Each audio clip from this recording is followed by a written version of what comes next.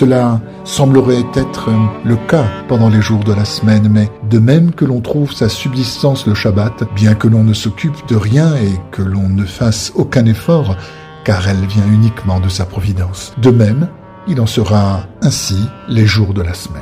On ne doit pas penser que le Shabbat, on trouve sa subsistance grâce aux peines et aux efforts fournis pendant la semaine. Il est écrit dans le Saint Zohar qu'en réalité, c'est exactement le contraire qui se passe.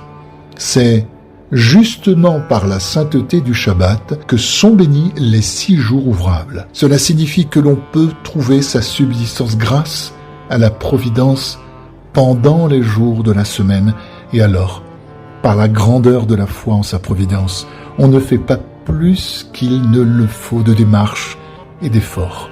Cela permet de trouver la tranquillité de l'âme, comme pendant le Shabbat, et on se réjouit des bontés de Dieu pendant tous les jours de la semaine. Cette conduite amène la sainteté et la joie du Shabbat pendant les jours de la semaine. De plus, par la reconnaissance de sa providence et l'étude des lois, on se renforce dans la foi. Cela nous permet de croire vraiment que tous les changements viennent de l'unité simple. C'est-à-dire que l'on croit que toutes ces tribulations au caractère changeant qui arrivent à l'homme viennent toutes de Dieu, qu'on appelle l'unité simple. Cela signifie que nous savons que Dieu n'est pas composé comme les créatures et qu'on croit aussi que tous les changements qui arrivent dans le monde en général viennent de sa providence particulière sans aucun déterminisme.